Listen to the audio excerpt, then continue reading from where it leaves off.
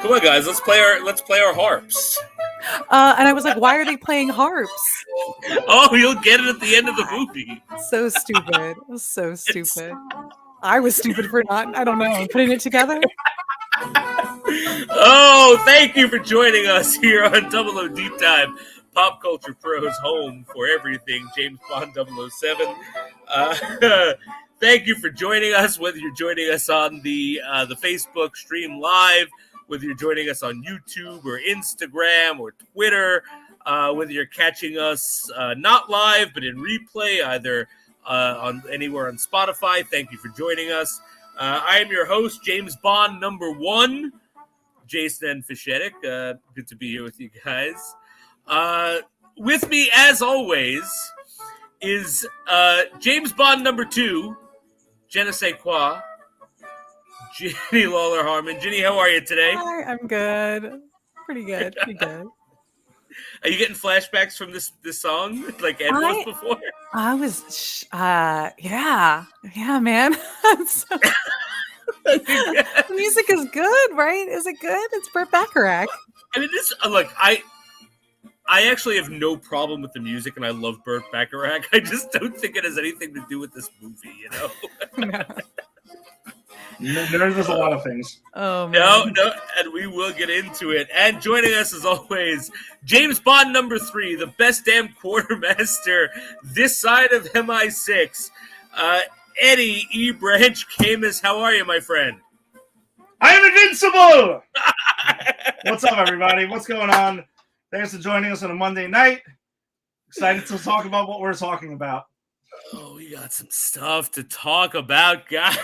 Saving. Oh, all right. But before we get into madness, before we spiral into uncontrollable insanity, before we all, I know you got the acid tabs I sent you guys, right? Yes, thank you. I appreciate No. How to be sober watching this movie? What? I sent you 3, 1 for you and 2 for your kids. What? You didn't take them? They got lost in the mail. Check the mailman. Yes. I think. Look, somewhere your mailman is sitting alone watching Casino Royale 1967, and he gets it 100%. But before we get into Casino Royale, we have some debriefing to do. We're going to be debriefing the Pierce Brosnan era of the James Bond. So for anyone who might be listening to this for the first time, what we've been doing is we've started with Daniel Craig. We worked through his era. We debriefed about him. We talked about a weird James Bond offshoot. We just finished up the Pierce Brosnan movies. And we are now about to talk about a weird offshoot. Yes. So weird. Very weird. Very, very weird. So before we do that, though, let us talk about Pierce Brosnan and his movies. And I apologize, guys. You can still hear me, right? Because my computer is frozen. Yes, we can still hear you. I can see. Yeah, hear you. Okay, if you can hear and see me, I'm going to keep going until you can. So, guys, I asked you guys to put together a list of a couple things, right?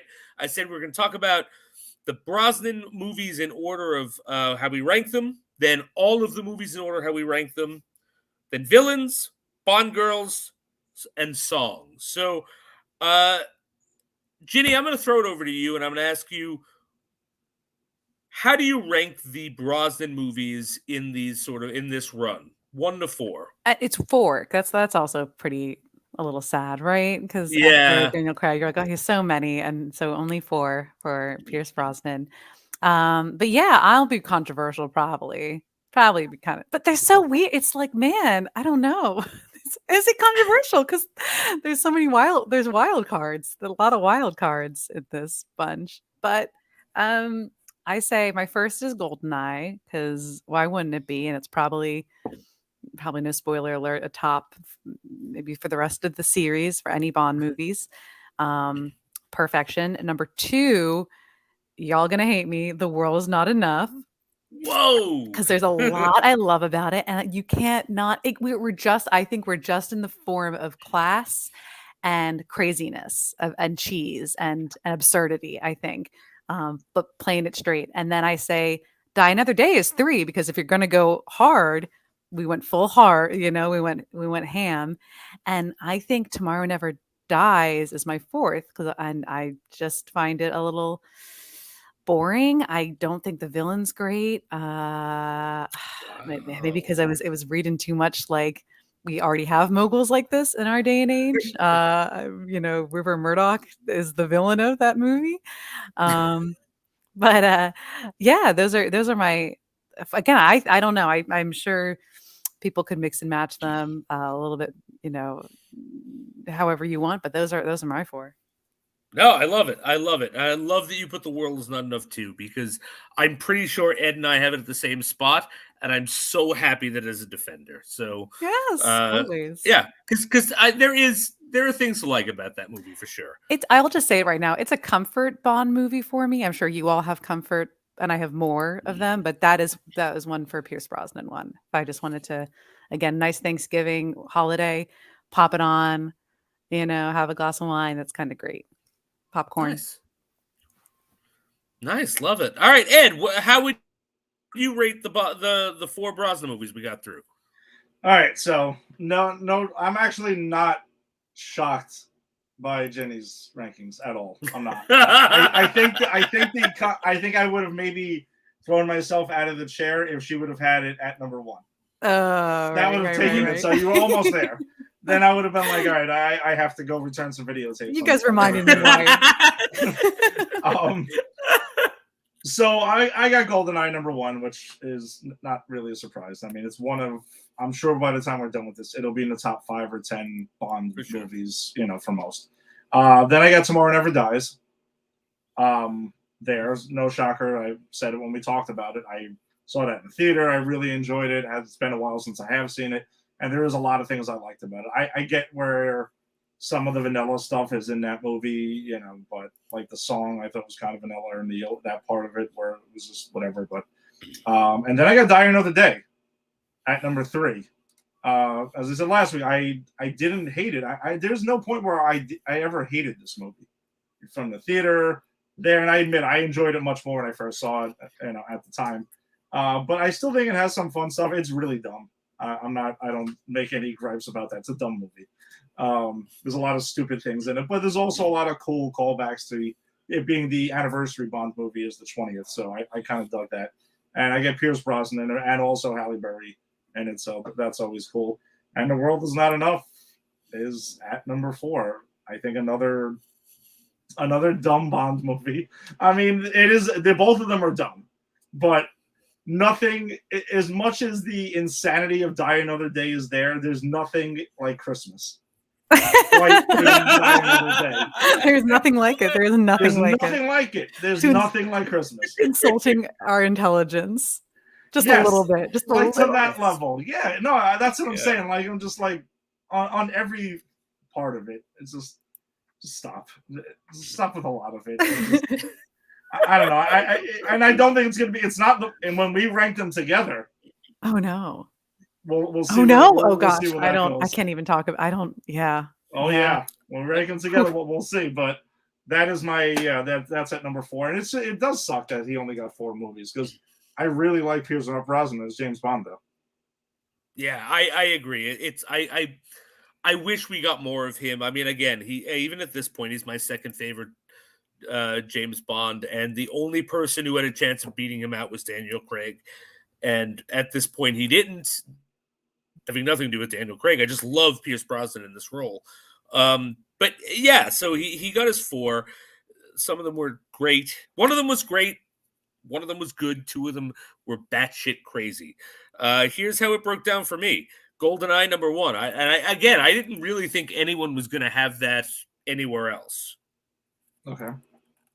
And then, if I keep stopping, it's because I still have not gotten the visual back.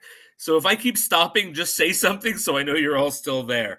Because my computer is frozen at this point. I don't know how I'm still able to project. But well, Jason, if you want, just sign out and then sign back on. And I've been trying to. My computer is literally frozen. Oh, gosh. I can't do anything to unfreeze it. So that's why if I'm a bit distracted, it's because I'm trying to do that. But while I'm here, and if I disappear, then Ed or Ginny, someone just take over and I'll be back. But while I'm here, I got Goldeneye. I got Tomorrow Never Dies, and I get, Ginny, why you put this last. I actually am going to say that when I first watched these movies in the theater, because I saw all 4 of these in the theater, I actually thought Tomorrow Never Dies was boring out of the 4. But watching it, I think what hurt it for you is what bolstered it for me, because I'm watching it going, holy God, they predicted all of the villains that we were going to be seeing in 2022. The real villains. So I think that kind of brought it up for me. Yeah. And then I got Die Another Day because it's crazy and it's stupid, but it's my kind of crazy and stupid. It's fun, crazy, and stupid. And then I got The World Is Not Enough. I don't even dislike it. It's just, it's kind of, I really like what they were trying to do. I just don't think it worked. And I think had it worked, it would have been much higher. So that's kind of my 4. And now the big question. And Ginny, I'm going to ask you to start with this one. Where do you put them all together? With Daniel Craig. Yeah. Are we going to be doing this throughout the rest of the Bonds? I wonder, because I think we should. I like it. How the movies? So all of so right now, that's how many Daniel Craigs, right? That's like 5. 5 Craigs, 4 Brosnan. Got 9 movies to rank. All right, so let's just count them off, because sometimes I start to not care about some of the other movies that I have. Like we'll drop off. I feel like, because and it's very controversial. It's just it's controversial even from my previous list. My first is Casino Royale. Okay. That sounds crazy. It's the Daniel Craig's Casino Royale.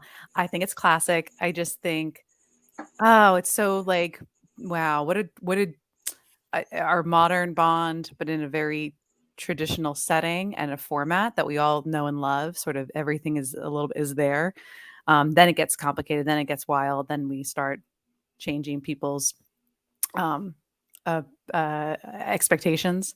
And my number 2 is Goldeneye, because childhood classic, perfect outing for Pierce. It's like what you think of. My third is Quantum, and y'all can just, I don't care. It's like my comfort. It's a comfort watch.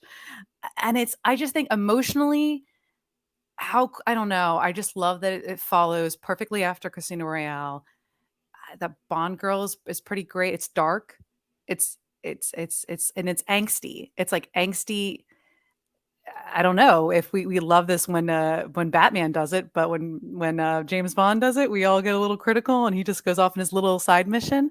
I think, it's Casino Royale, GoldenEye 2, 3, Quantum of Solace, 4, Skyfall, because I just seen it this year, and I just think it's beautiful. It's a film. As a film, I think it's perfect. So it should be higher on my list, but it's my 4th, and then The World Is Not Enough is my 5. Again, it's my comfort watch. But then I'll do my post World Is Not Enough is going to be Tomorrow Never Dies, which that's going to sound weird, especially since I didn't Die Another Day. It's just going to kind of fall in between Spectre.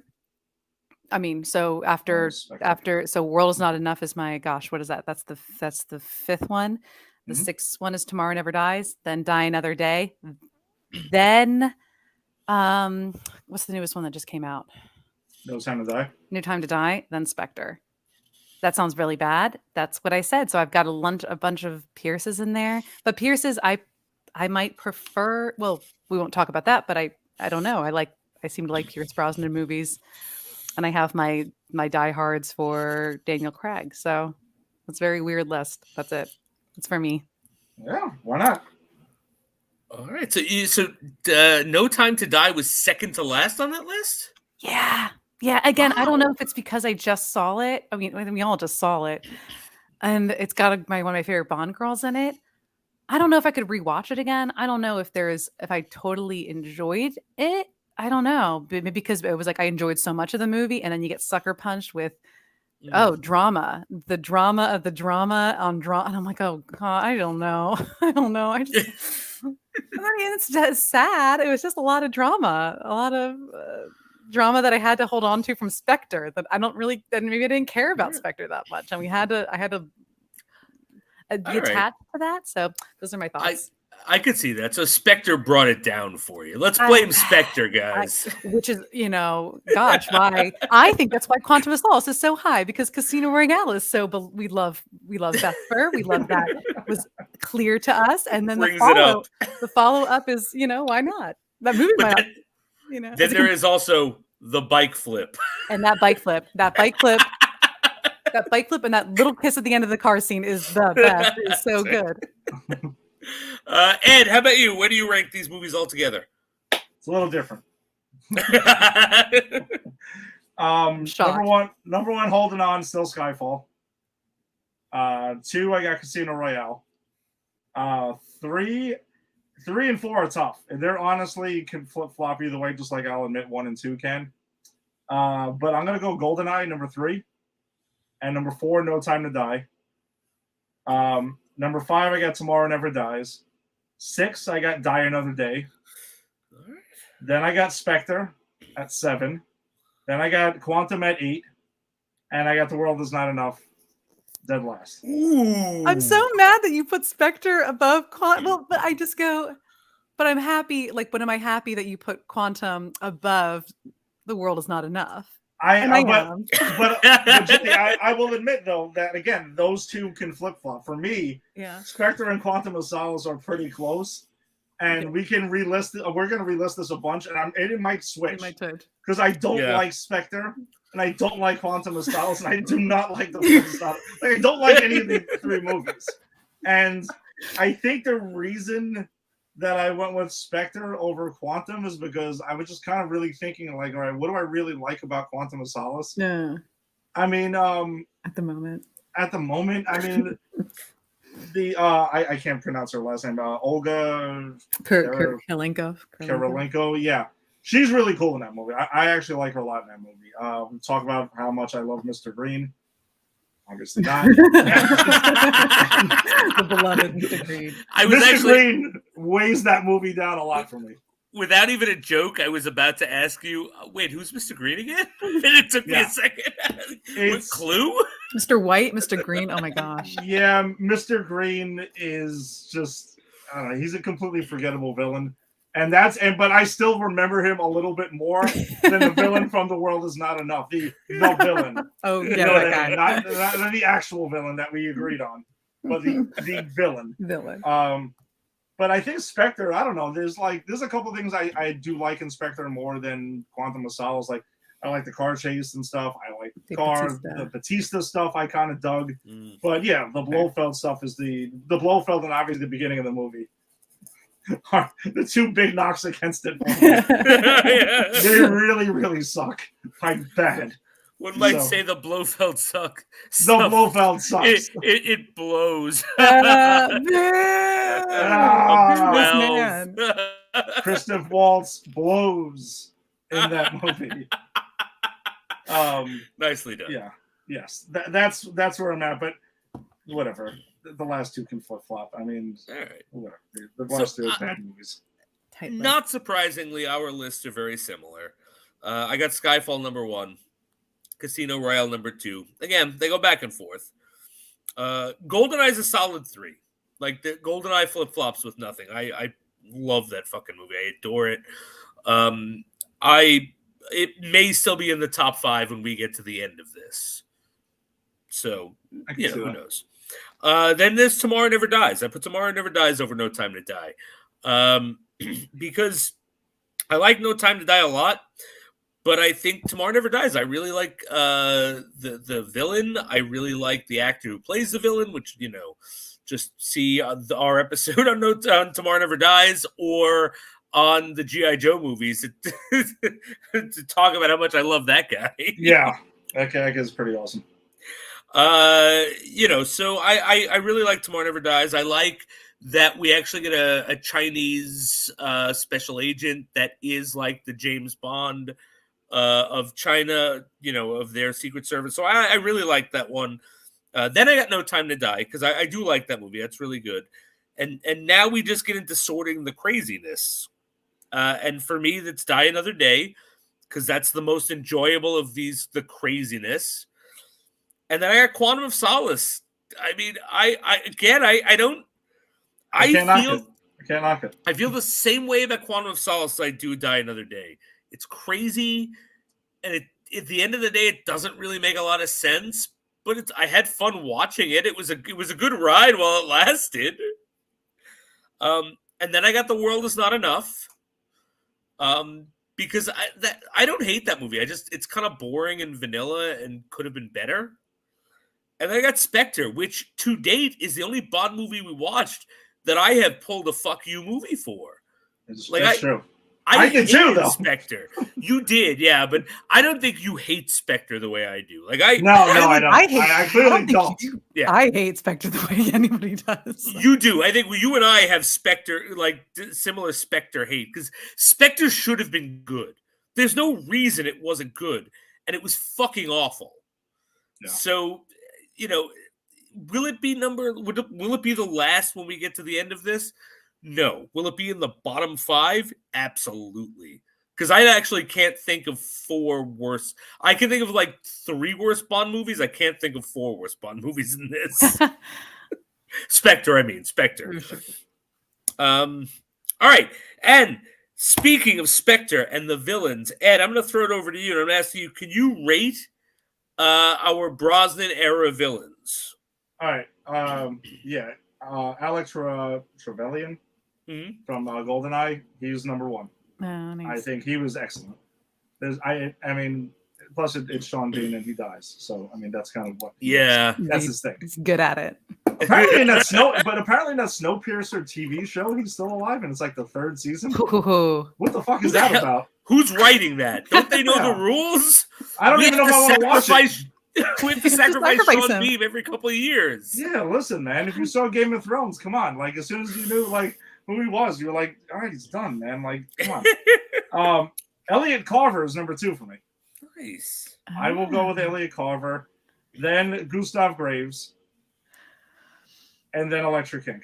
I'm not even going to give. I didn't even want to look his name up. He's not even getting on the list. Well, no. Yep. He doesn't even make the list. He's the hench. Exactly, but he was billed as the Bond villain.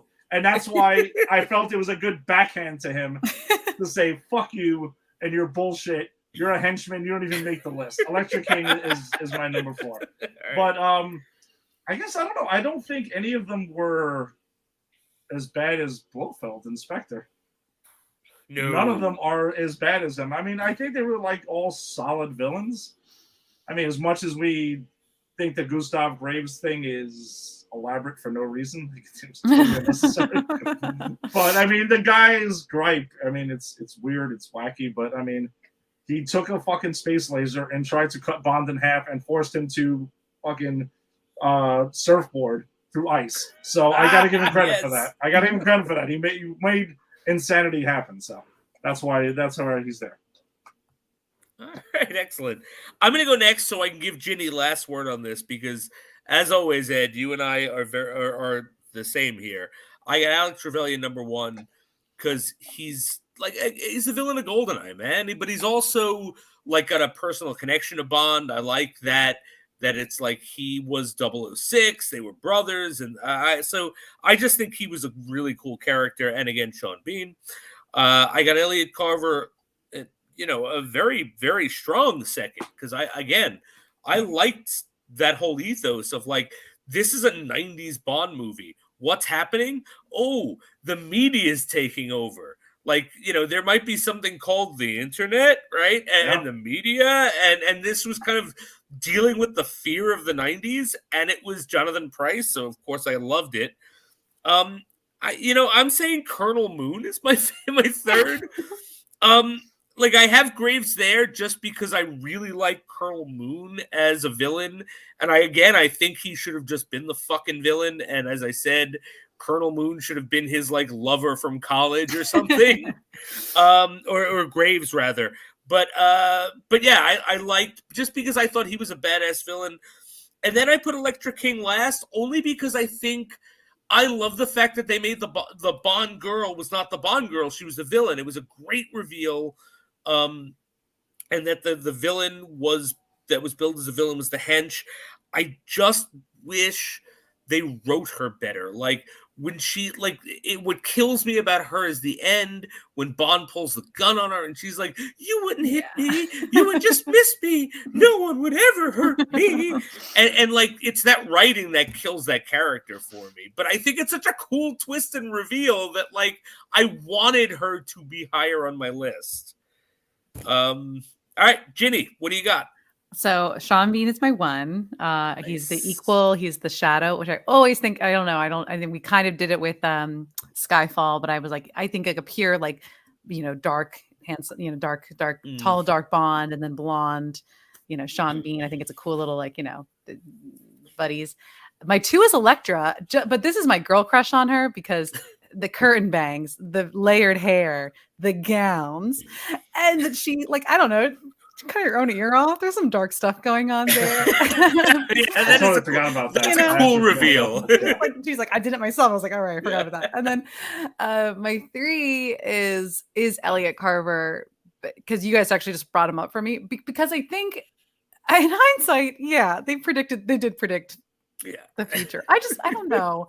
Gosh, he is what's his name? He's Apple. He's creator. Steve Jobs. Steve Jobs meets he looks a Rupert Murdoch. So crazy. It's crazy. He looks like Steve Jobs too. He's doing like the turtleneck thing. He's very polished, and it's like we should have done that though with the Daniel Craig era. What could that have been? That's a great. I don't hate it. I don't know. Maybe the totalness of that movie. Gosh, and who are we at here? Our last. Right. Unfortunately, Alec Graves, because he's this grotesque picture, and it's not Colonel Moon. I like Rick Yun as the sidekick, Diamond Face. I'm a fan of Diamond Face. I'm a fan of that henchman. Diamond Face. What's his name? Gosh, it's Zhao. Zhao. I'm sorry. Yeah. I call him the actor's name and then Diamond Face. I like him. He's like my number one henchman. No, he's an awesome henchman. I should have asked. I should have had us rank the henchmen enough too. Henchmen. What do we got? Like, but that was the thing. Like, who did we have? Elliot Carver doesn't have a henchman, does he? It's Stomper. It's actually you guys loved Stomper. I was the one that didn't like him because he was what's his name? He was. Because he has that moment where Bond is like, "We're both gonna die," and he's like, "We're both going to hell tonight, Bond." Yeah. Like he doesn't say that, but he pretty much tries to kill them both. He looks like Drago from Rocky 2. Yeah, that's what I love. Which, by the way, I rewatched the director's cut of Rocky 4 just yesterday. What? How is that? I like it. I actually think it's a much better movie than the original one is. I haven't seen it. I don't know. Well, Rocky 4, I mean, for the most part, is like fucking an hour and a half of like training montages. Oh, okay. It's a fight. And we beat the Russians, which is all that was important. Rocky ending the Cold War is very important. It's very important. And then Stallone did it again with Rambo. Like he was determined.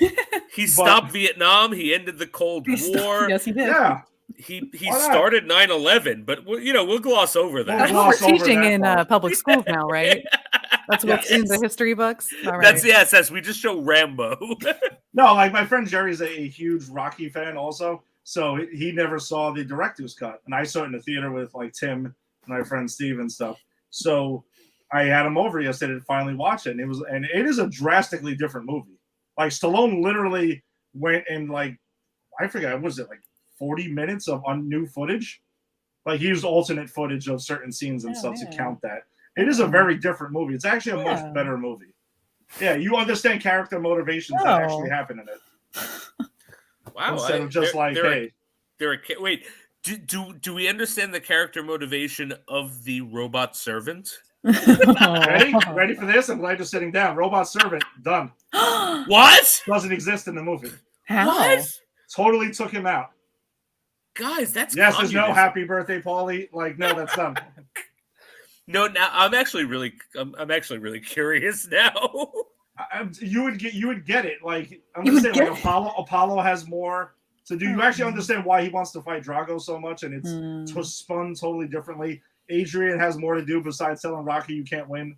She actually has way more to do in the movie now. And Drago is actually more of a fleshed out character. All right. You kind of feel bad for him a little bit. All right. I'm going to watch this, actually. I'm going to look. Check it out. Yeah, I will definitely check You have to watch the director's cut, though. No. No. Cut. Yeah. The original one's the original one. Oh, Okay. and Rocky 4, it's called Rocky 4, Rocky versus Drago. Okay. And guys, let's be clear. I own all the Rocky movies on Blu-ray. And the Creed movies. I fucking love it. Oh, but those Creed movies are fantastic. Yeah. Creed movies are Rocky, excellent. Creed 2. But anyway, Yes, we'll get it. Maybe do we'll that rank another the time. Rocky franchise another time. Why not? I would love to. I actually would too. That's a really cool franchise. But let's get into the Bond girls. So same order. We'll do Ed, myself, and I'll give Ginny last word on the Bond girls because Ginny comes up with the best goddamn Bond girl names ever. Jenna sais quoi? Jenna sais quoi? Miss Je ne sais quoi. I love it. So Ed, where do you put the Bond girls? Where do you rank them? All right. Number 1, Xenia Onatopp. Nice. Yes. She was awesome. I mean, she was a villain, and I mean, her name is completely over the top and ridiculous. And so is her whole thing about like she's gonna kill dudes with like her thumbs. I mean, it's hilarious. But she was cool. She was pretty badass, and that whole weird thing she had going on where she was getting off literally on killing people. I mean, where the hell else do you find that? Come on. Like, I loved it. I thought it was great. Number 2 is Jinx. As Halle Berry from Die Another Day. Really enjoyed that she was pretty much the American female Bond. I mean, it's not like she gets like taken from like she doesn't know what's happening and stuff. She's like, hey, whatever, I do the same thing. Get down, see you later, and I'll run into you whenever I feel like. I thought that was cool. And then I'm gonna say Wei Lin from Tomorrow Never Dies. Yeah. Another, alternate version of Bond, you can kind of say, like female version of Bond. I thought she was cool, and Michelle Yeoh, I actually like in pretty much every. I don't like Crouching Tiger, Hidden Dragon. I admit, I you don't like it. I hate it. I hate that. Oh, you don't like that movie? movie? That movie? I do not like that movie at all. I don't. Do you like kung fu movies? I do, but like we're talking about like the ones on Channel 5 are the ones referenced in many Wu-Tang albums. Is what the kung fu movies I would like. It's also when you have to talk about it's also Sense and Sensibility. The director of Sense and Sensibility. It's about pining. It's kung fu, but also pining of love, and you can't touch the other person. It's a lot. So you're saying it's Jane Austen presents kung fu? Yes, that's exactly what it is. Yeah, I'll get my version of that in Shang-Chi and the Legend of the Ten Rings because obviously that little scene is reminiscent of it. Yeah. I think done much better. Then I think Natalia from GoldenEye comes in right after that. So she's at number 4. Paris Carver. Oh, yeah. Yeah, 5. Being that it's Terry Hatcher, she will automatically get the bump up anyway. Mm-hmm. And then for Christmas is last. Wow. All right. Bottom. Christmas is last because she has to be ranked. Otherwise, I would not rank her. I wanted to rank her. Yes, I guess I had to put her in there somewhere. So there's she was. Look, she has to be ranked. She was a Bond girl. Like I understand, but like I was trying to figure out a way to not acknowledge it, but I'm going to acknowledge it because also I put Electra King in the villains column. Right. So therefore, there has to be a Bond movie that exists in that film. Oh, damn, you're right. You're right. So, there you go. Those are my Bond girls for the Brosnan era. All right. Here's my Bond. Here's my list. Different actually. So it starts off the same. Xenia on the top because I mean she's Famke Janssen. I remember this is the first time I ever saw Famke Janssen anywhere ever. And I remember thinking, "Oh my god!" And let me remind you, by the way, I was in fucking high school when this came 15, out. Right? Yeah, we're 15. We were 15 years old when we saw this. I was sitting there going, "Oh my god! Oh god! You could just crush me, Miss Famke Janssen, with your legs." You know what I mean? Like, now I'd be like, "Oh god, I'm so tired. Go crush someone else." But regardless, I mean, I she's never been hotter in her career. Like I've seen her in a lot of things. She was Jean Grey, and she's in the Taken movies. She's in the Taken movies. Only the first 3 though, for some reason. I don't know why that is. First 3. I don't know why that is. She wasn't in the other 8. Oh, because I hate you so much. I forgot every Liam Neeson movie. That's right. Anytime Liam Neeson's kicking ass, that's it. I was like, what does that mean? She was in that blue light movie you just saw. You and Right. You're talking about Taken Blacklight? Yeah, Taken Blacklight. That's what I call them. Taken, and then it'll be the title of the movie. Yes, whatever. Surname or whatever. Yes, so I can't wait till we get. I can't wait till we get we can deconstruct the Taken franchise, so I can talk about Taken Schindler's List. Yes, because we just covered Taken Batman Begins recently. We did, yes, we did, and we're going to be covering Taken the Dark Knight Rises. Yeah. Oh, that's a great stupid gag to keep coming back to. But yeah, Zadie on the top, and then I got Wei Lin second. I think she is awesome. I love Michelle Yeoh. Then I got Jinx because she really is like the American James Bond. Then I got Natalia, who I'm not crazy about Natalia, but I think watching it and talking to you guys about it made me like her more. Yeah, because I remember really disliking her, and then when we talked about it and you guys talked her up, I was like, "All right, okay, yeah, I was unfair to her." Then I had Christmas Jones. I do. She's not last for me, man. I mean, she's a terrible actress in this role. That's what I'm saying. In this role, Denise Richards, terrible actress, but. Denise Richards, a couple things. One, I think she's gorgeous. Two, yes. I really like her in Wild Things, and that gives her some cachet here for me. No. What is this? You're dragging in other movies to help prop up in the Bond movie? This is my opinion. This is how my opinion works. Listen, it can be whatever you want it to be. I'm just shocked. And then 3, I know while she was shooting this movie, she was going through hard times with Charlie Sheen. So I cut her some slack. That's true, actually. Look, I'm just saying this is my opinion. So Christmas Jones, and then I got Paris Carver. Not even that she's bad; she just doesn't do much. Yeah. Like I got excited that Terry Hatcher was going to be a Bond girl, and then she's in two or three scenes and dies, and I'm like. That's it? Like, this is fucking Lois Lane. Yeah. She's also one of Jerry's girlfriends on Seinfeld. Yes, because they're real and they're fabulous. Spectacular. You're right. Like Spider-Man. Episode recently. It's a great episode. Oh, yeah. And then last I got Miranda Frost because I think. All right. I don't know. Was she a Bond girl or a hench? I couldn't tell. She should have been in there. Yeah, but she sucks. I mean, she sucks. All right, can I fix my list quickly? Yeah, please go ahead. So, Christmas is still last. So Frost is right there. Continue. That's it. Christmas is still last. No update there. I still hate. I'm going to pull one of your stunts. I still hate Frost from that fucking Gone Girl movie because she's such a bitch in that. Oh, I love Gone Girl. I can't stand her. I can't stand her. It's like she's doing her job. She's doing her job. She's doing but I great think work. That is a valid reason to dislike the character. She's a Bond villain in that movie. Yes, she is. There you go. She really is.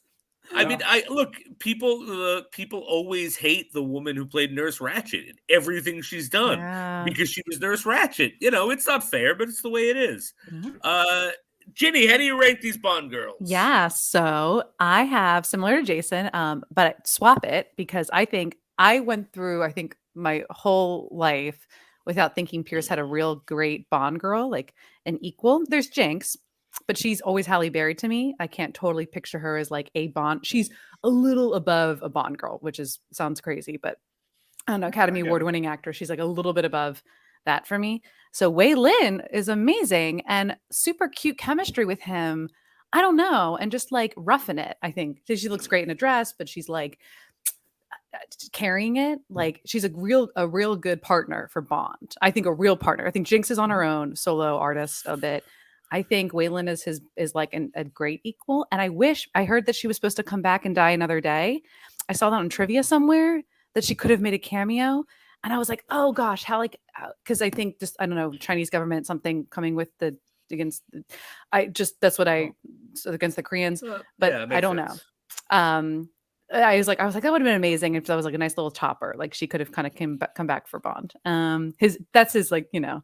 And my number 2 is Xenia because she stuck with me so much when I was younger, and terrifying is like a threat and is gorgeous and just so like iconic and so amazing, like memorable.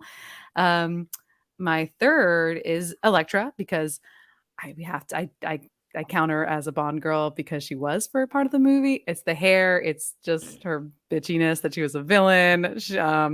I love her. Gorgeous. 4 is Jinx because I think she is great, but I do think, you know, Halle Berry. And my 5 is Moneypenny because she's the best Moneypenny. And she really is doing a lot of work for Bond and loves him, supports him, and is, I'm sure, his end game somewhere. But I love her. I think she's a Bond girl. I think all the Moneypennies are, but she gets in there because this Moneypenny is the best. No, I like it. I love this Moneypenny, actually. Yeah. I like her a lot too, but I would put the Daniel Craig or Moneypenny That's over. true. I just wish she got so much to do. She was in the field at one point. I mean, yeah. Well, she was. Yeah. So we're ranking Moneypenny.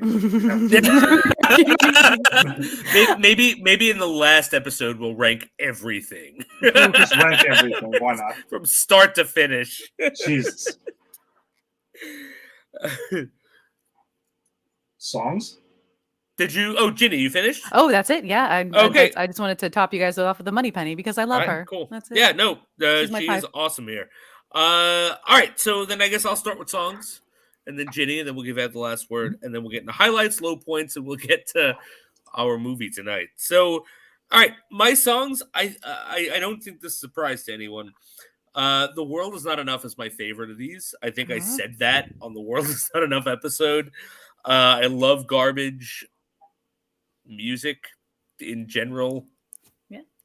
Garbage, you know. Then Goldeneye, because it's Goldeneye, it's Tina Turner, it's amazing. Then Tomorrow Never Dies. I really like that. I actually was a big Sheryl Crow fan for a while in the 90s, and when this came out, I saw her live at Woodstock '99. Oh. Okay. She's terrible live. Did you go to Woodstock '99? I was at Woodstock '99. Were you there when it burned? No, I left early. Early. Oh I was watching it burn on MTV from my apartment on Sunday because I went there with a bunch of people. With Ed, you know all these people. Yeah. And we went there, and Saturday night, like after like midnight, it started to rain, and all of my friends, who we were all in our 20s, and everyone started to sound like an old man, like, no, I don't want to sleep in this tent. It's raining. I gotta take a poop. Let's get a hotel. And then we left. And by the way, I was the only one against it. I was like, no, guys, we're not gonna get a hotel. Let's just stay here, and then we'll leave in the morning. I was outvoted, and we got stuck sleeping in a car in a Denny's parking lot because. Do you know how many other people had that same idea? There were no hotels. Terrible. Yeah. So yes, I was at Woodstock '99. I didn't know that. And then Die Another Day because I like that song. It's just not. It's not a great James Bond song. It's a good Madonna song, good dance song. It's not a good James Bond song. Ginny, what about you? I think I'm similar. It is tough. I want to swap both. I love Garbage. The World Is Not Enough. It's so like her voice is so what it inspired, I think, for the 90s and for a Bond song. 2 is Goldeneye because yes, Tina Turner. And then I can't sing the Sheryl Crow song. So I go Die Another Day and then the Sheryl Crow, the Tomorrow Never Dies. I just don't, maybe I haven't seen the movie enough to know that song, but that doesn't jump out to me. That's my ranking. So awesome. Yeah, fair ranking completely. Ed? Goldeneye, number 1. Nice. I'll go with Tina Turner as 1. 2, I'm gonna go Die Another Day. I agree. It's not like nice traditional. I don't really like the other two songs. That's probably just my default. Do you not like The World Is Not Enough? Some say it was garbage. We're talking about the Pierce Brosnan run. How are we not going to like pun it to death? Like, I mean, there was he a lot loves of his it. puns. He would have Yes, wanted it this way. So I will go, but I will go with garbage at number 3. And then I'll go Tomorrow Never Dies at 4 because it's not a memorable song. Like, I just don't think like at all. It was just there, and I probably like other stuff Sheryl Crow's done. It's just not this song. It's just I don't know. It just doesn't work for me at all. And I like the movie. Obviously, I ranked the movie higher. Yeah. But the song was like the weakest thing in the movie for me. Yeah, no, for sure. I mean, that's why. Like, I think it's funny that I ranked like my worst Bond movie here is my favorite song. Like in this round. Yeah. So I that's why I kind of like ranking the songs because it gives us we can say something nice about every Bond movie, guys. Yes. This is the teacher in me. We have to say something nice about everyone. And speaking of saying something nice, just throw out highlights or low points that we had. I'll start us off again, then we'll go Ginny, and then we'll let Ed have the last talk. See, it's my teacher thing again. I've made it so we all have even talk time in the same circle. Yeah. So highlights. Robbie Coltrane was really a highlight for me. Yeah. I loved him. I actually remembered him being more of a part of these 4 movies, and he's not. And I wish he was. Yeah. Yeah, I can see that. Yeah, I mean, he's just really cool. He's really fun. The fact that he dies in The World's Not Enough. What do they? Do they drown him in caviar? Is that how he dies? Or no, they just shoot. She shoots him. He's right. He's it's just kind shot, of a dick move. It's a yeah. But he's definitely a highlight. And then I'm not going to go too far into it. I'll say a low point for me is going to be, and I hate to say it because I like this actor, but Joe Don Baker, man. Jimmy Bond, Jimbo. Oh my God, so annoying. Because he's another guy that I thought him and Robbie Coltrane were in all 4 of these movies. I thought they went from start to finish. I thought they were like, oh, this is the new thing we're trying to do in the Bond franchise. But they're kind of very similar in the sense that they have 2 movies. And you know, Robbie Coltrane's really awesome in his 2 movies, and Joe Don Baker is really fucking annoying in his 2 movies. And yeah, that's it. So I think I'm just going to say one of each. That's my high point. That's my low point. Ginny, what do you got? And you don't have to limit yourself to one. I was just practicing brevity. I think Pierce is high. Like this is just like a different feelings on Bonds. I miss his classiness. I miss he's not misogynistic totally, but he is a little masculine, very, very, I don't know how to say it, like not a full misogynist. It's just like maybe in the background. Nothing ever really totally comes out, but he's just like he's a misogynist who's really trying not to be. Yeah. It's kind of endearing. Yeah. It's kind of endearing. Because at least he's trying, right? Yeah. You know there's good deep down. I love how chivalrous he is. I miss that. I think he is like, oh gosh, I don't know. I feel safe with him. That sounds pretty crazy. But I do. I just trust him. So his Bond is just like a high point no matter what. I think if I think he's going to be stupid or like, I don't know, embarrassing, he's not. Even if he's, he could be like his age now and he'd be perfect to me, I think, unlike a Connery or Roger Moore. But that's my feeling on him. And I think, I think Wei Lin was kind of a high point because this is a Bond movie I'd never seen before. I remember my husband going, yeah, I remember her being pretty awesome. I was like, okay. And I just loved her. I loved her and Bond's chemistry. So the little shower scene I think was super sweet as a couple. That's like a high point for me. I was like, what a random scene to have and how cute. And just like they had such good chemistry and I loved it. That's my high point. So and then I don't know if I have a low, I'm sure I have a low point. I don't know, Dream Machine. That's a low point. Yeah, Dream Machine. Why did you say that? Hated Dream Machine. That was the thing that made you text us during. I watched a lot of it, going, okay, that was kind of cheesy. That was as cheesy as I remembered it. But I'm like, I think it's actually redeeming itself. Like, okay, that's a press agent. Like, okay, this all like checks out. Okay, I'm seeing what's going on here. And then I was like, he was like, I took a sleep in the Dream Machine. I was like, this is like Jason X. Okay, this is very Jason X. Oh my! Which, by the way, I love that movie. I love Jason X. I love it. Oh no. I just realized the vibes I got from it. So that was my low point. Dream Machine's my low point. Yeah, that's fair. So much more I want to talk about Jason X right now. I went with Bear. Me and Bear literally snuck Corona's bottles of beer in to see Jason X because that's the way to do it. You must have known what it was going to be. Oh, of course. I mean, we knew everything, right? But we were also I was personally furious that we weren't getting Freddy versus Jason yet. Oh, right. Yeah. Because it was so set up at the end of Jason Goes to Hell. And they literally made Jason X to retain the rights. That's literally the only reason that movie exists. And, you know, whatever. It's there. I go off on a horror movie thing, but we're not going to do that. I think my high point for this run is Pierce Brosnan by far. I love Pierce Brosnan as James Bond. He pulls off everything you want in James Bond to be, or what you envision, like the classiness, like Ginny had mentioned. You know, his hand-to-hand combat was way better than I recall it being, completely. And he just pulls it off perfectly. And I just think the unfortunate thing is that I think he deserved better. Like, he only got the 4 movies. He's batting 500 for like 2 out of the 4 are good movies. And I just think he's the standout even in the bad movies. Yeah. So I like that.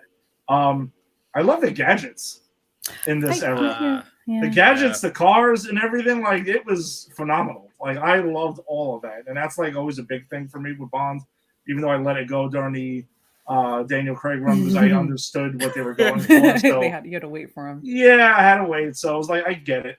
But I love seeing it again. Even like the crazy stuff that we got. What else is there? And GoldenEye is just it is the standout out of these 4. Yeah, I mean, for sure. By far. The low point is the surfing. The surfing is just mind-numbingly dumb. I love what I'm learning here is that we all have something different that sticks in our craw about these James Bond movies, and we can't let go. Mine is like Spectre, Blofeld. Oh, this is terrible. Ed's is surfing. What the fuck? James Bond surfing away from a fucking space laser. I was like, what is going on right now? And it looks terrible too, like CGI wise. It looks horrible. Bad. But it's again, like worst CGI in that movie. It is, but there's other good things, like the car looks really cool, the way that they shot that and everything. Yeah. And I could buy it, but then you have the surfing. And the surfing is like the low point, and Christmas is also the low point. I mean, and the reason she's not above she's Denise Richards, so I'm not going to say that. Like, yes, would I rather watch like Denise Richards or Bond surfing? Watch Denise Richards delivering horrendous lines. Yeah, exactly. And dialogue, and not even trying to act. I don't know what she's doing in that movie, but she's there. I mean, that's what she's there to do. It's just to be there.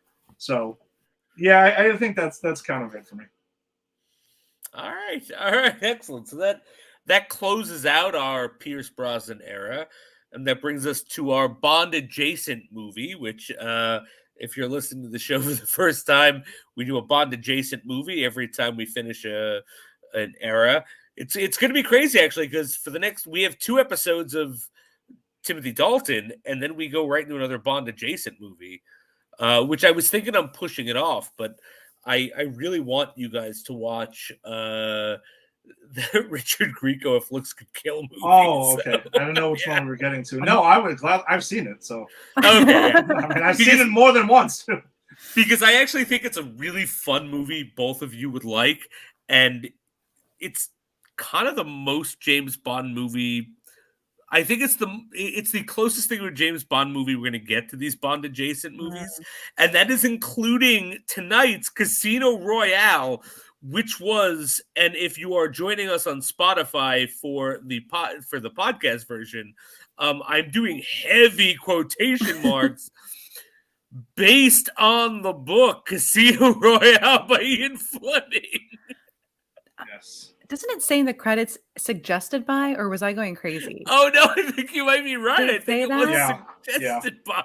Yeah. The novel Casino Royale. It was a light suggestion. Very light. Like, hey, you should call this Casino Royale, and that's about it. Great title. All right. So because some of these Bond adjacent movies are really bad, I'm gonna start off and I'll let you guys choose who goes first, even if you want me to go first. Let us say whatever good we can about this movie before we tear it down to bits. Would any of you like to go first, or would you like me to go first? I can name my favorite part of the movie right away. All right, let's do it. I was beyond excited when I got to this part of the movie. It was the credits that popped up at the end. I knew it. We live in an era now where you sit through credits for bonus credit scenes all the time for anything, like literally anything. I went to see Uncharted on Saturday, right? And it had a mid-credit scene. Oh my god! And it had that, and the movie was like, I was okay with it. I mean, it's nothing to write home about. It was okay, but my expectations were like really, really low. But whatever. This though, I have never been more excited to see a movie end. Like very rarely ever. I shut it off in 2 seconds. I had the remote ready, and the second I saw that thing pop up, boom, I was out of there. Wow. It was exhilarating to walk away. My dogs both fell asleep. I don't think they were happy with me. Angie went somewhere when I started the movie. She came back and she's like, "How is this still going on?" And I was just standing like this. It is really long. I thought it was going to be like an hour and a half.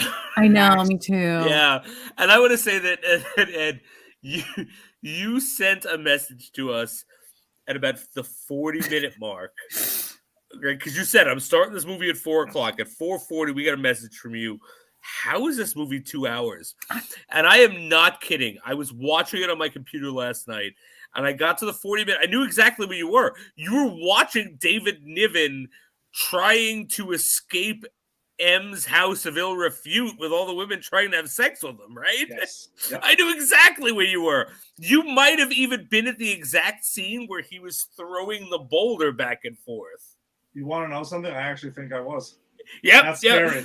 Because that is the exact moment last night that I went, how much longer do I have of this movie? And I clicked it and I went, wait, I still have an hour and 40 minutes of this movie? What? This movie is a runtime of 2 hours and 11 minutes. Yeah. The fucking balls on the people of that this movie to make it 2 hours and 11 minutes. Yeah. All right. So, Ginny, do you have anything positive to say about this movie? I sure do. It is. I can't believe, because once you get past that 40-minute mark, then you kind of get into a plot. It is hard to follow. It's hard to follow anything. The gowns were great. The girls' styling. The girls looked great. The ladies looked very 60s and lovely. Ursula Andress styled amazingly. And unfortunately, I hate to say this, but Woody Allen has like some really great one-liners. And I separate art from artists at times. So unfortunately you have to. And it's like the lines were, gosh, it is pretty. He must have written, because he wrote uncredited. So there were so many writers, weren't there? I watched the featurette of this, which is the only reason I'm going to interrupt you, because so Woody Allen was cast. And Woody Allen said, I'm not helping you write any of this script. I will only work on my own lines. That's so funny, because it is only his lines that come yes! out. And oh my God, the one line was like, where he's like, yes, I'll let you out and we'll run amok. or if you're too tired, then we'll walk amok. And I cackled. And then, oh my God, what was the other one? He did some stuff when he was getting shot by the firing squad, which was kind of funny. The firing squad got my only one genuine laugh when he like escapes from the firing squad. He goes, "All right, you jerks!" And he gets like he climbs over the wall and he goes down on the other side, and it's just another firing squad with someone else. I thought that got a legitimate laugh from me. And the other gag that I got, because I don't know, the spoilers, that they kind of like reveal he has a villain plot. And the plot was to make all women like fall in love with or go crazy over him, but and to destroy men over 5'7". And I cackled because he's this little wimpy Woody Allen. And I was like, yeah, it's not a. I kind of think it's funny. That was it. That was it for me. All right. Yeah, this is a hard one to get the good stuff from. I like the cast personally. Peter Sellers. I love Peter Sellers. Yeah. I thought Ursula Andress being cast as Vespa. Her natural accent too. Yes. She's great. She's not a bad. She's fun. I think she's great. Oh, yeah. I loved her. Yeah. I like her a lot. I like her. Orson Welles. You know, Ed loves him from Transformers, the movie. Dude, his last project, he was the voice of Unicron. He was. I mean, pretty iconic. He was pretty iconic. Anyone who watched Transformers, the movie, in my age group, knows Unicron in 2 seconds. It's very true, actually. Yeah. That's a very intimidating. Jenny, I don't even no idea if you even know what the hell we're talking about. But... My husband made me watch the movie, and I forgot that. All right, so we're talking about the voice of a transforming fucking planet. Okay, a planet eating planets. This planet tastes like fish sticks. Jenny, you don't understand. Transformers the movie is the only time I've ever cried during a movie. Really? Oh, I was a child when Optimus Prime dies. I was fucking done. I was 5 years old, and I was like, "You son of a bitches!" This was bastards. The first betrayal. Yes. I also like David Niven. David Niven's also. I like him a lot as an actor. Not in this. I don't like anyone in this, but I like all these people separately from this. I like the line where David Niven calls all of the other like heads of state joke shop spies, because he's like, "Oh, I see you've got this gadget, you've got that gadget." That's kind of fun. So I thought that was fun.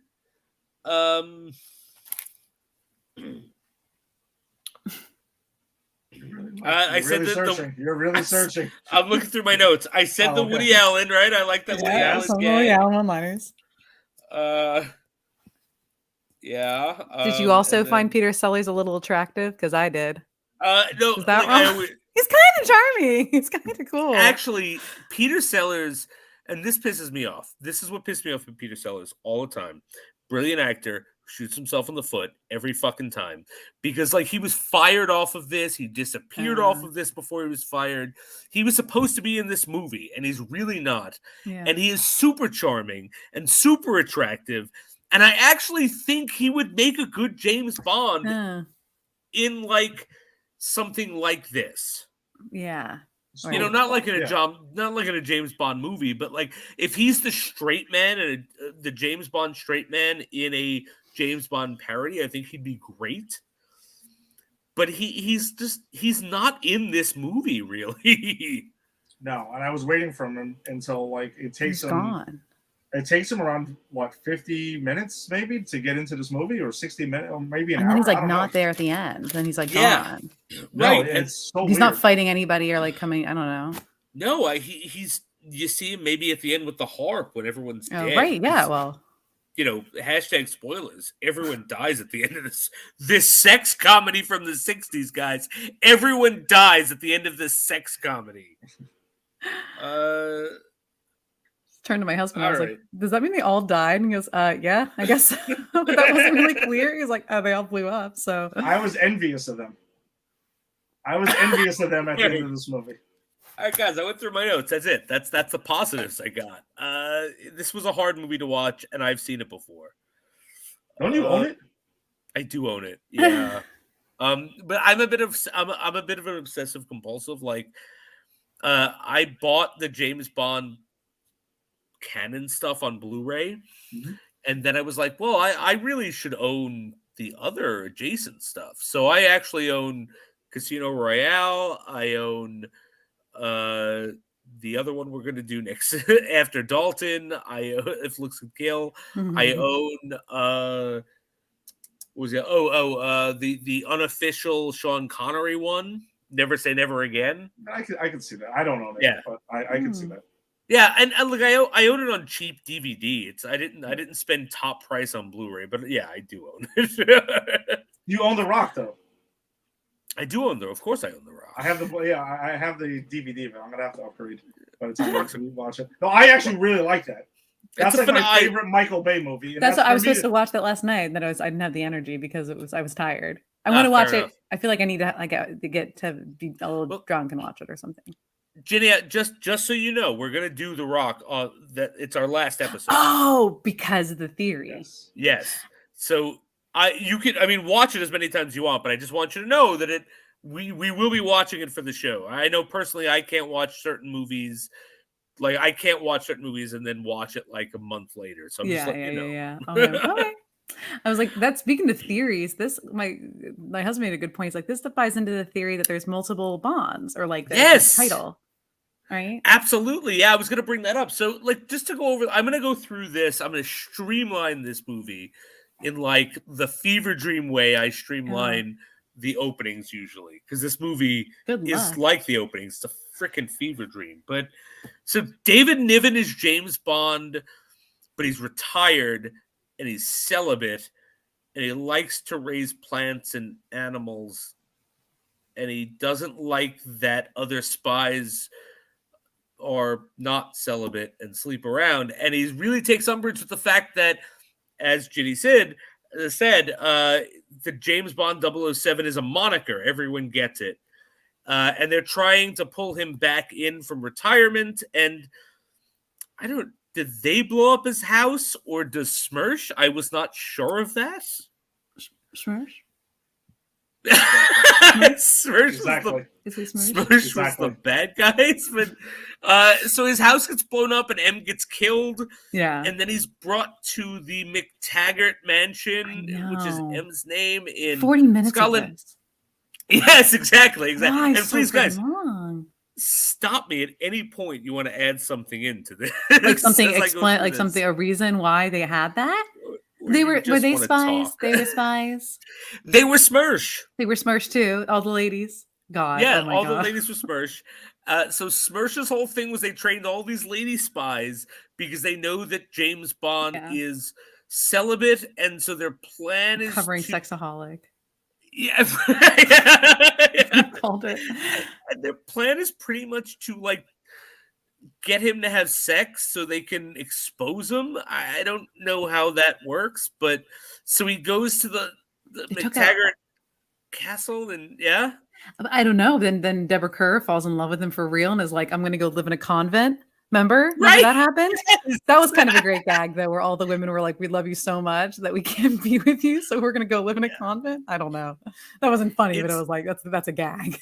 It was a gag. I mean, it was a recurring joke in this movie, in this comedy. And so he's like, "I'm going to build a team." Yes. Right? Is that's the plot? He goes and he like takes over as M. Yeah, he's M. Yeah, and then he kisses Moneypenny, but then finds out it's her daughter. Right, which is weird. Like he walks in and he sees this 20-year-old woman and goes, "Moneypenny, you haven't changed at all." And this is like Chase James Bond, Chased Bond. I know. And like he pulls her close and kisses her, and she's like, "I'm Moneypenny's daughter." And it's like, of course she is. People age. I just love what was because it's like he needs to get a team. So he's like, we'll get a Bond that is the opposite of like attracted to women. Like he can refuse the women's and he's super sexy to women. Like they can't resist him. And then they get that. And oh my gosh, what else did they get? They get Well, they want to play Baccarat. So you know the plot better than me. Yeah, I can't do an order of it. There is no plot. What are you talking about? I know the plot better than you. There's no plot to this movie. This is Casino Royale with sex gags, quote unquote, and the quotes are over the gags. Ursula Andress has to get. They need because Le Chiffre, who is Orson Welles, is going to be. Which I think an Orson Welles Le Chiffre is fucking awesome. Yeah, that was smart. At least. Yeah. Sorry, Ginny. Go ahead. No. I can't even explain it. And then Ursula Andress recruits a Baccarat player, the world's best Baccarat player, to be James Bond, to pose as a James Bond. Well, the whole thing is like David Niven takes over as M and then just says, "Okay, everyone is named James Bond." Everyone's Bond. Yeah, they're all James Bond. And there's like this weird James Bond school, and that's what you were talking about, Ginny, where like they go in and James Bond school is to kiss Moneypenny, and if you don't try to rape her, you're James Bond. She tests it out and is like, "You're okay. That's it. This is the hot one. This is the one." Yeah, right. And then they proceed to have sex. Yeah, that's part of the test. He won. He did it. Yeah. I think this is a great plot if it was like building a team of Bonds. I don't know, like Ocean's 11, right? Like you're the I don't know, the Baccarat player. You're the they're the head. You're the M. The like the Professor X. You're the womanizer or whatever. I don't know, like building the team that way, and then. But no. I agree. This should have been putting the band together, and this was everyone's James Bond, and everyone has a different story. And you've been quiet. I mean, I can't disagree with anything that you're saying. I think it's bad. It is so fucking bad. I don't know. The whole multiple James Bond thing I didn't like. Why is the old James Bond there? Why is he M? Why is anything happening? Why did someone write this script? Why did someone direct this? Why did people fund this movie and actually give somebody money to make this? It's so trippy. Yeah, and then the thing is, like, it doesn't even resemble any kind of... See, the thing, me and Jason were talking about this before, is that I went into this thinking it was going to be a James Bond spoof, and I think that maybe somebody thought that they were spoofing James Bond, and it's not well done at all. Like, just have a James Bond adventure and just make your gags and jokes about things that are in those films. I don't even know how many Bond movies even existed at this point. Yeah, that's a good point. Not many. We're still in the Connery era. Yeah, so maybe it wasn't right for spoofing quite just yet. But I also don't think that they were spoofing. I mean, I think they're trying to spoof like the 5 movies that are out. But they're also trying to, I think, spoof a genre that doesn't fully exist yet. Right. And that's what I think part of where the problems come into this is just that if you're spoofing something, it does need to resemble what it's supposed to be. Yeah. And then you kind of turn it on its head. And that's what the best spoof movies have. And this just has none of that. It just goes on insanity. It was just like, I feel like this was written by like a 15-year-old in the 60s who just kind of went on it, and like they don't even know like what sex is, so they think these jokes are funny. They spend like all the time on that opening castle with all the women. Yeah, why was that going on for like an hour? 10 minutes on a card game, and I go, the card game is kind of a James Bond thing. Why not focus more on that, and then like a little bit on the. It's actually Casino Royale is the card game. But that's the thing. Like, I think you had there was a lot of material there to spoof, and you just totally shit your pants on it and like just didn't do any of that. And that's what I think kind of annoyed me more, because I was like hoping it was going to be something. And then, I know knowing Woody Allen's involved in it, so I'm like, oh, okay, maybe there's something there. You had the components to do something. You had Peter Sellers, who was not Inspector Clouseau yet.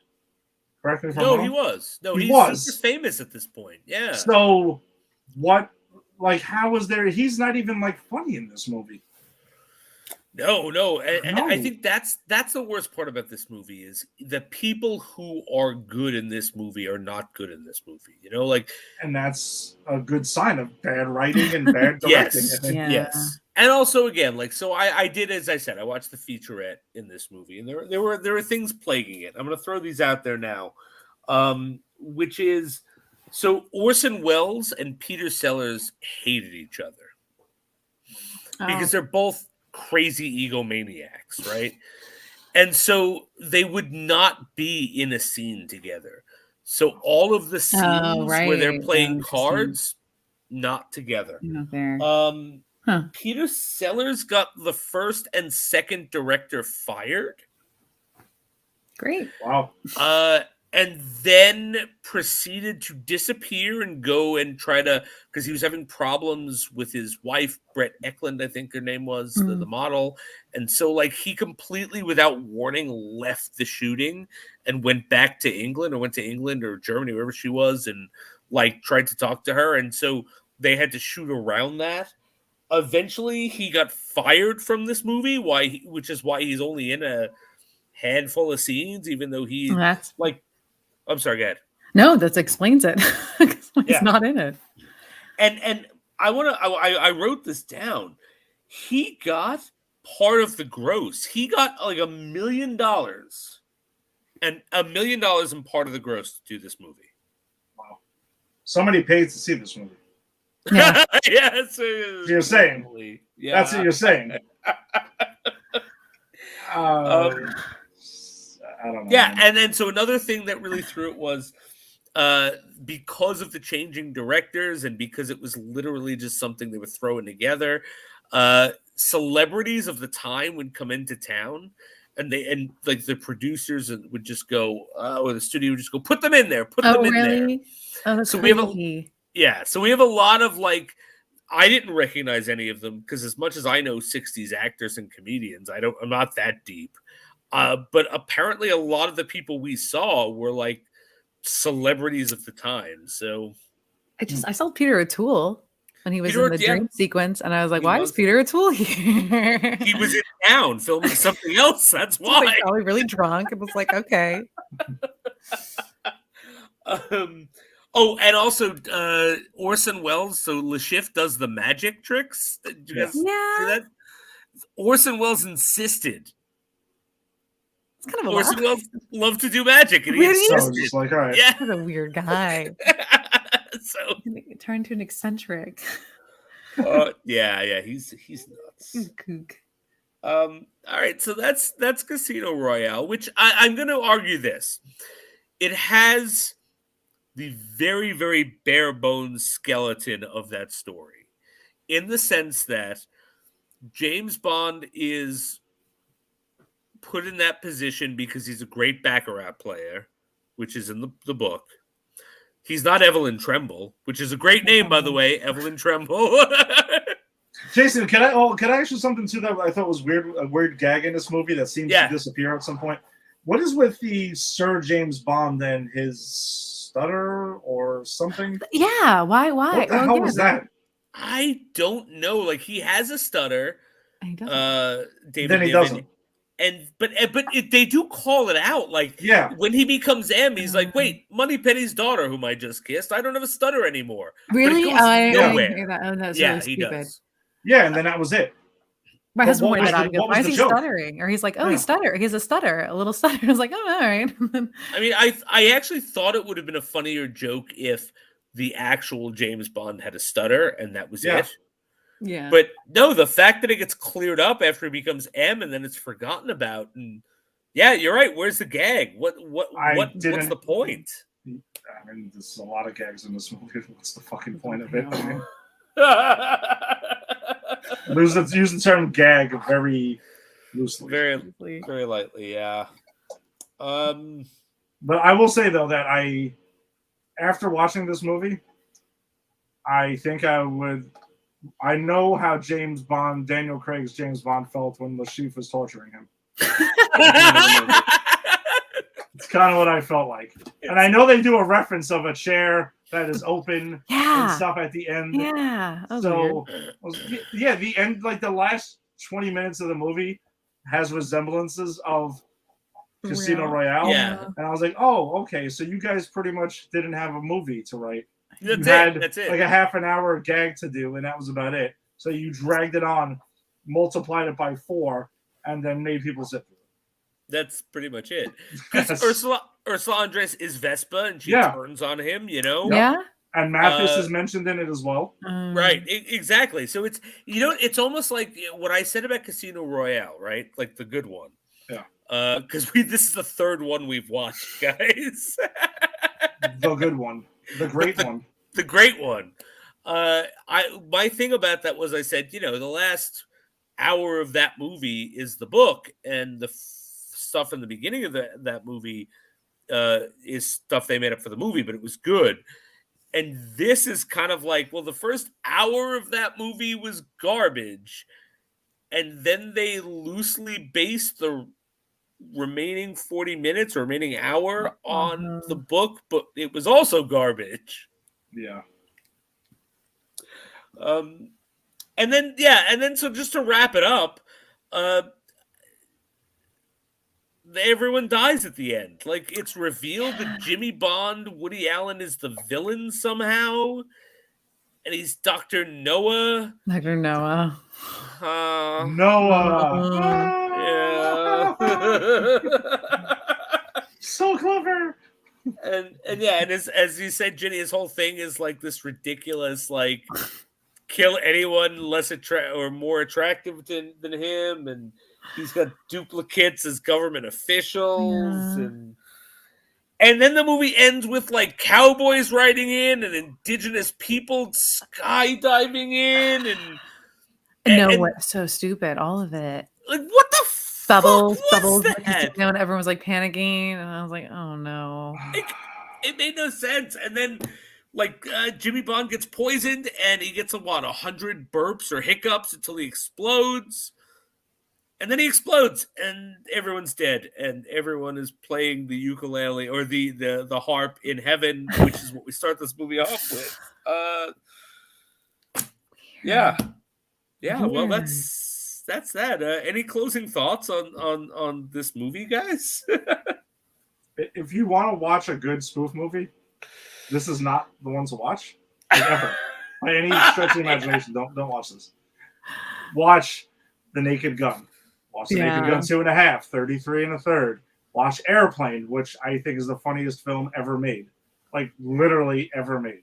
Even Airplane 2 is hilarious in its own ways, even though it recycles a lot of the same gags, but they're still funny. And you get William Shatner.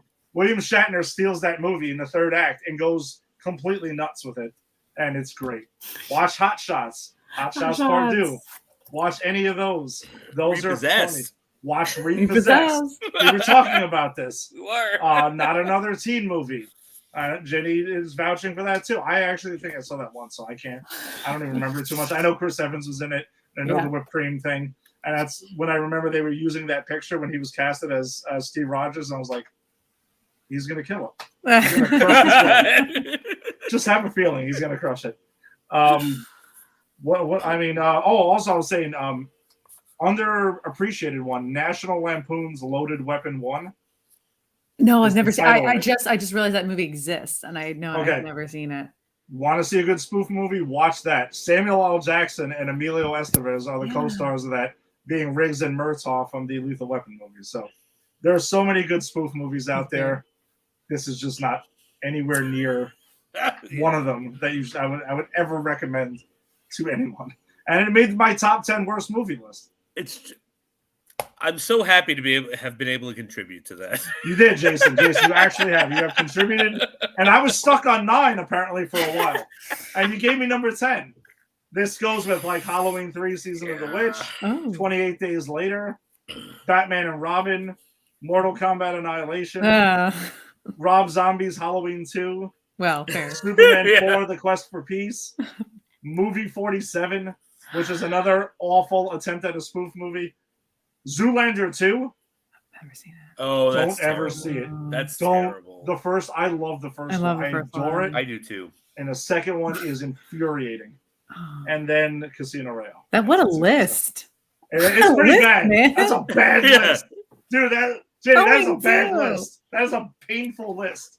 Actually, watch. maybe that's the next deep dive we do after James Bond. We put together our list of worst movies and go through those. Ooh. We're friends. We are friends. Why are you doing this? And Ooh, also, by the sorry. way, Jason, hold on. We can't do that because me and you have a pact, Oh, you're right. right? You can't You're ever right. watch 28 Days Later, and I can't ever watch Jeepers Creepers. You're right. Correct. Oh. Any of them. Any We of the actually can't- franchise. You're right. We can't do that. That's a good point. And Jeepers Creepers would be on my list. And you don't want to watch it I again. don't.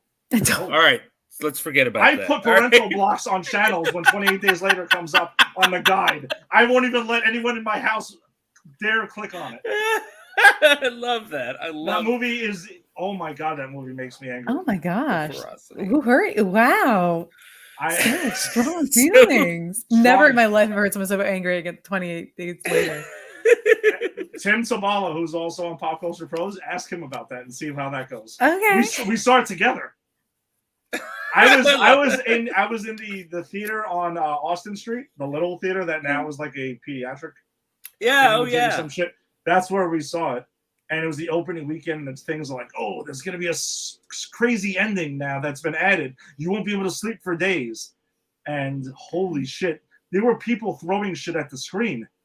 At this, I was peeling paint off the wall during this movie. Like, you know, they talk about the rage in a movie. It gives you the rage. That's what it is. That was the secret to the movie. Right. I Spreading it. love it.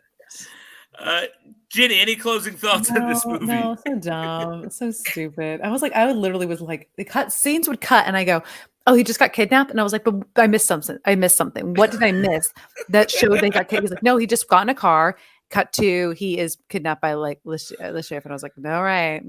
So bad. The dresses were great. The outfits were great. Costumes were great. Yeah. A little attracted to Peter Sellers, and that's it. I don't know.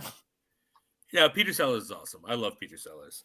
And I for love a him in the better, Pink Panther movies. he's a great look. But also for a better Peter Sellers movie than this, and even the Pink Panther movies, watch Doctor Strangelove Yeah. or How I Learned How to Stop Worrying and Love the Atomic Bomb, where that man gives 3 of his best performances in the same goddamn movie. Okay. So Yeah. good. He's great. Yeah, I got nothing to say about this movie. I'm sorry I made you guys watch it. It's the worst thing I think I'm going to ask you guys to watch on this. No. Hey, I'm a man who can apologize. I'm so sorry. Wait. Let me. I'm so sorry. Did that sell it? Did I sell it there? No, that was good. I felt that one. That was good. Thank you. My trick is it's I call it my soap opera look. I do this in class. I take my glasses off and I can't see a goddamn thing. And it looks like I'm being real genuine and I'm really just trying to focus on something. Great acting tip. Thank you. All right. Well, that brings us to the end of tonight. Please join us next week. Thank you for listening, by the way. Whether you've gotten us on Facebook or YouTube or Spotify or Twitter or Instagram, wherever you're listening, thank you for listening. Please join us next week where you're going to start the second shortest. I always like to say the shortest James Bond run, but there is one shorter. But the second shortest James Bond run, which is Ginny's favorite James Bond, Timothy Dalton. Yes. So we're going to start with Living Daylights. The Living Daylights. Yeah, sorry. I was trying to fix my thing here. We're going to start with The Living Daylights, which, that'll be next week. But if you are not into James Bond, I don't know why you've gotten this far into the show, but if you aren't, but you really like listening to us talk, you can listen to us on Granny's Peach Tea, which is back in its regular home on Wednesday night, this Wednesday at 8:30. Ed, what do we got going on at Granny's? On Granny's Wednesday at 8:30, we will be talking about the return of Superman and Lois, which is back tomorrow night, as well as Naomi. And our movie of the week, since unfortunately we have no streaming show to cover right now, not until the end of March, which kind of bums me out, but whatever. We have The Dark Knight Rises. We're at the end of the Dark Knight trilogy, and it's up right now on our page. So if you want to check out last week's show, we talked about the Peacemaker finale, which was great, and we also talked about The Dark Knight, which we kind of just all agreed it was one of the greatest movies any of us have ever seen. So we had The Dark Knight Rises, Christopher Nolan's follow-up, which is a polarizing film, so it'd be interesting to see how that goes. Yeah, no, for sure. It's very polarizing. We got Rick and Tim coming in as well, right? I will check. I'm sure Tim cannot resist coming on to talk about The Dark Knight Rises. He has some strong opinions. Oh yeah, no. Tim hates this movie, right? He does. He does, yeah. And also, I mean, where is it? Oh, that's right. No. You. Oh no! I can't. Go ahead. I'll jump back in. Oh, all right. So while Ed does this, if you like Star Wars, we got Shooting the Sith, which is going on. I believe Ed and Tim are still got to cover the last episode of the Book of Boba Fett, unless I was mistaken. We have Old Dirty Fighting with Rick. If you want to listen to someone talk about bare knuckle boxing, Bane, tell us a little bit about Old Dirty Fighting. You're an old dirty fighter, right? Yes, I am. There's times where me and Rick have fought in the past. We've used to fight outside of LaGuardia Community College, and I encouraged him to have strawberries. Strawberries are packed with fiber. Why do you sound like Christopher Walken? Sometimes Bane sounds like Christopher Walken. Sometimes he doesn't. I love it. I now want a Christopher Walken as Bane so badly. Strawberries packed with fiber. And if you want to get your weekly dose of fiber, you can join Just Too Sweet, which deals with the wrestling, and wrestling is all about fiber intake. I don't know how that makes sense, but someone could draw that conclusion for me, and we can get to the end of the episode here. We got Jader and Kyle, who I know they were back. They just did the Scream movie. I don't know if they've done anything after, but I'm sure they are working on some fun stuff. Unsportsmanlike conduct, if you want the football. If you like the Yankees or the Mets, we got Empire 161 show, put it in the books, which will be back once the season starts up. We Stomped You Out, which is a Giants show. And as always, if you like everything, if you like none of those things, but everything else, then join Eric and Tim for the A to Z show, where they literally cover everything from aluminum to zinc. Well done, Jason. Thank Done. you. And I want to point out that I didn't look any of these up. These are all like that would be cheating. This is like my own mental crossword puzzle. People do puzzles to keep themselves sharp. Right. My own thing was to come up with as many in-theme A to Z things to plug Eric's show. So I've looked none of these up. They're all from my own demented brain. All right. So then I'm just going to say goodnight, but I'm going to ask... Bane, will you take us out? Will you give us something to go out on?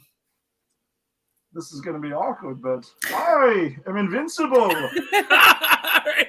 See you guys next Monday.